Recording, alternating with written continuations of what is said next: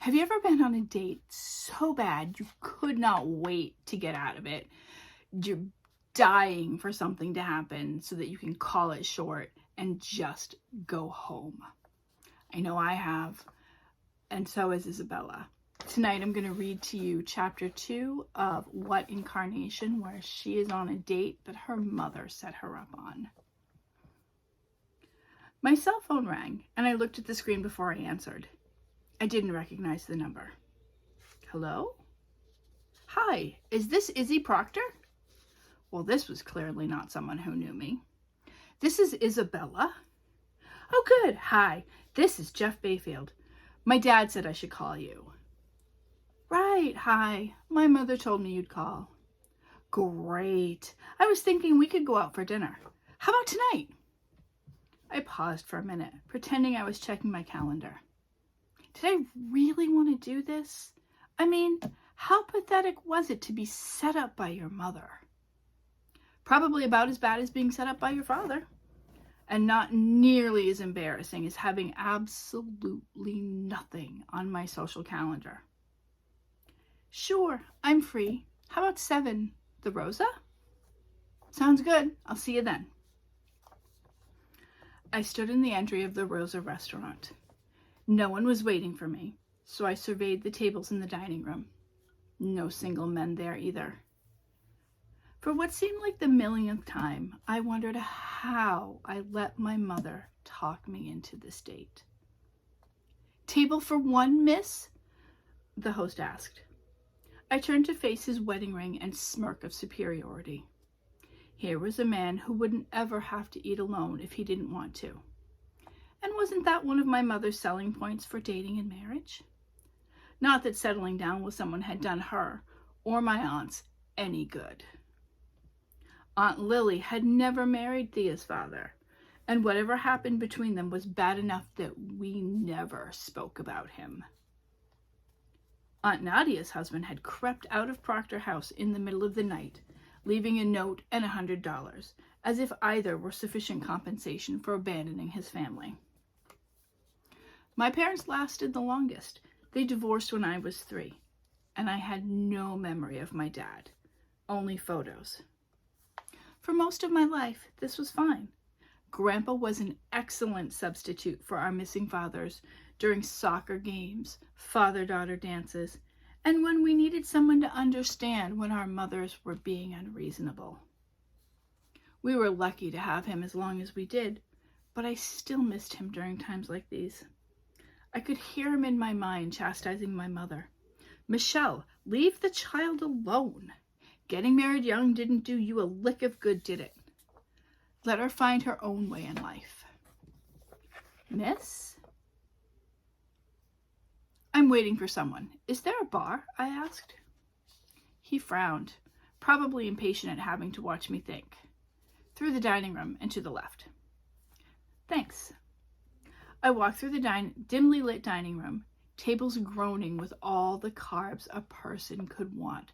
Focaccia with herbed dipping oil, lasagna, pizza with every topping imaginable, and a delicious-looking fettuccine primavera. My stomach growled. I hoped my date was in the bar.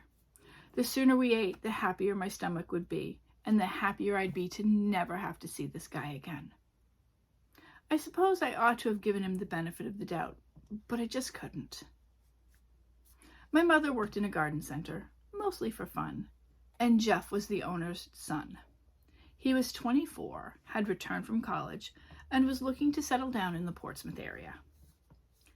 How many red flags could one guy wave? Did he really take 2 extra years to finish college? Couldn't he find a job his parents didn't give him? And didn't he want to see the world instead of coming back home? I was substantially underwhelmed. To be fair, how did I look in a quick 3-sentence description? I didn't even go to college. I came from the weird family in town, and I had a tendency to find dead bodies. Yeah, I wasn't sure I'd date me either. I took a seat at the bar and ordered a seltzer with lime. Starting a tab, the bartender said. Yes, I'm meeting someone for dinner. The clock behind the bar said it was 7, so in 1 more minute, he'd officially be late. Was there an appropriate amount of time to wait for a date? Could I leave after 5 minutes? 10? I looked past the bartender and into the mirror behind him. A tall, blond man with linebacker shoulders walked into the bar, looked around, and made a beeline for me. "Excuse me, are you Isabella?" he asked. I turned to face him. A smile crept onto my traitorous lips. I didn't want to enjoy the date, but goddess, he was easy on the eyes. "Yes, Jeffrey?" He returned my smile. "Do you want to eat here, or would you like to sit at a table?" "Definitely a table," I said. Once the surprised host seated us, we started in with awkward first date questions. I'd pay good money for a way to skip right to the 5th date where you already knew each other and didn't have to endure this stilted small talk. "Your mother tried to explain what you do for work." I didn't really understand. "You're a barista, right? Only with tea instead of coffee?" I couldn't imagine any way my mother would describe making potions to sound like a barista. "Not really. I make herbal remedies, balms, tinctures, teas, to heal people, relieve their stress, help them enjoy life more." "You're a doctor? That's not at all what your mother said." No, I'm definitely not a doctor.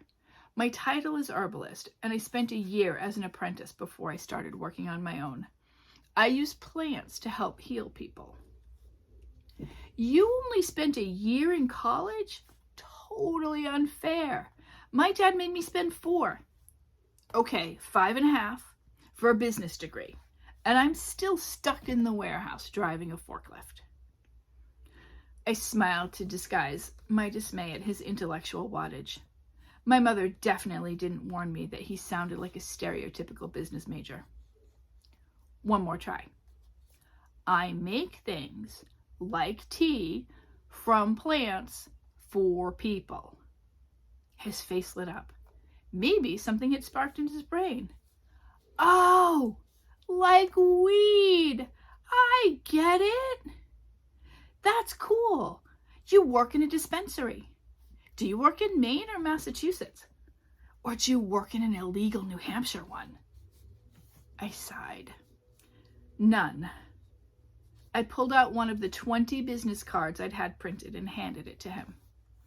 I wasn't sure he was the best use of my limited card stash, but I couldn't explain my job any differently. "You should come visit. You'll get a better idea of what I do once you see the apothecary." He put the card in his wallet. "Cool. My new girlfriend has business cards."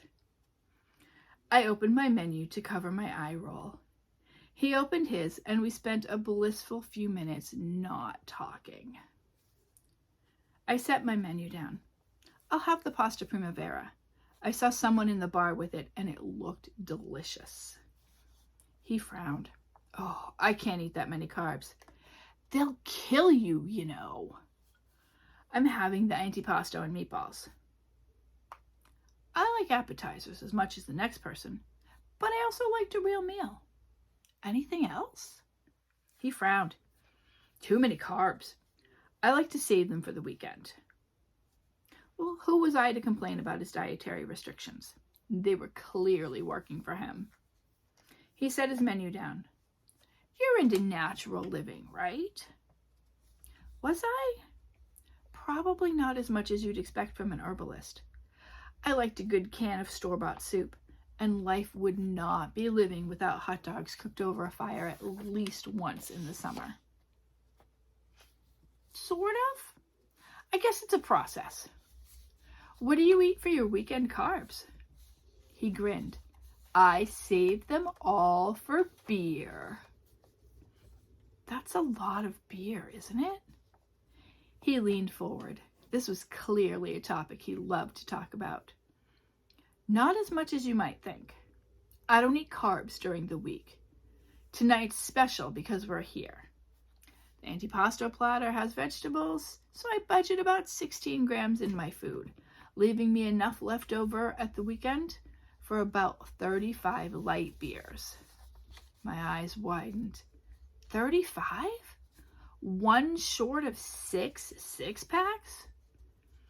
I wished we were in a brighter restaurant because I had the urge to check his eyes for a yellow color, indicating alcoholic hepatitis. That seems like a lot, I said. You get used to it. Why? Why would anyone want to get used to so much beer? What else do you do on weekends? Oh, my weekends are sweet. I leave work at noon on Friday, pick up the beer, and head to a buddy's house. Me and the guys spend the weekend there, watching sports, drinking beer, hanging out. My mind couldn't help but to do the math. 35 cans of beer in 60 hours. Not too bad. If he didn't sleep, maybe. Before I could come up with a comment, our waiter came over. Are you ready to order? I handed him my menu. I'd like the pasta primavera, please. Jeff set his menu on the table. Antipasto and meatballs, as a meal. Very good. Anything to drink? I had planned to have a glass of wine, but was suddenly conscious of all the carbs in my dinner. Seltzer with lime, please. The waiter looked at Jeff, who finally said, better save the carbs for the weekend. Just water. Our waiter left, and I decided to turn the conversation to something we had in common. I inherited a business a few months ago, and running it is a lot more difficult than I anticipated. A business degree might be useful, although it's tough to squeeze in classes when you're the only person running the shop as well. Jeff nodded. What do you think? I prompted. Well, when I finally inherit the nursery, I'm gonna relax. My dad does a lot of the work himself. I'm gonna hire people to do all the hard stuff so I can chill out and rake in the money. Do you have any siblings that can help you? He grinned. Nope, I'm an only child. It's great not to worry about splitting up the inheritance. Well, does the business make enough that you can hire more people? I asked. He looked at me as though he hadn't considered it. I don't know. I guess if it doesn't, I'll sell more stuff. As for going to business school, I guess it might help. I didn't actually learn too much. Like the guys in my fraternity said, it's all about the connections. And as long as the GPA winds up at a 2.0, they're not allowed to refuse you your diploma. I looked around the restaurant, hoping to see a friend, an enemy, a fire in the kitchen, anything that could get me out of the state. Why hadn't I set up an emergency call with Delia? You know, if you're having problems with your business, I can come by and give you some advice, he said. I turned my attention back to him.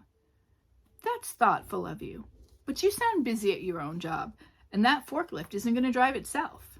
And I don't want to take you away from it all. He smiled.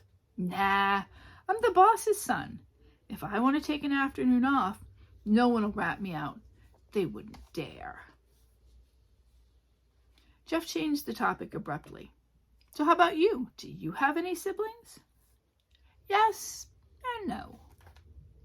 Doesn't it have to be one or the other? He asked. I had a twin who died as a baby. Ugh, way to bring down the room, Jeff said. Wow. I already had low expectations for this date, but I guess maybe a little empathy would have been nice. I also have 2 cousins my age, and we were all raised together. They feel like I imagine having sisters would be like. Mercifully, our orders were delivered before we could delve any further into my family history. My pasta looked delicious. I closed my eyes and inhaled the aroma. When I opened my eyes, Jeff was already eating his meatballs. At least he wasn't talking with his mouth full. We ate in silence for about 15 minutes. He finished before I did and watched me eat my last few bites. When I finished, he shook his head. So many carbs. I set my napkin on the table. Well, Jeff, this has been a lovely dinner, but I need to call it a night. Oh, he said. I thought we could go for a walk after dinner and talk more. I didn't think he wanted to walk or talk. I was getting more of a make-out in an alley vibe from him. Oh, I can't. I've got a busy morning and I need to get home. At least let me drive you, he said. Oh no, that's not necessary. I've got paperwork to catch up in my office. It's only a couple blocks from here. I can walk. I stood up and walked toward the exit. After a moment, he followed me. I made it out the door before he caught up to me, though. I walked toward the apothecary, which was on the way home. I had no plans to stop at work, but there was no way I wanted him to know where I lived. Kiss goodnight? He asked my retreating back. I pretended I didn't hear him and kept walking. So I hope you liked that. That was chapter 2 of What in Carnation. There's a link down below if you like it. And if you did like this chapter, please hit the like button so I know. Thanks so much, and I'll see you again soon.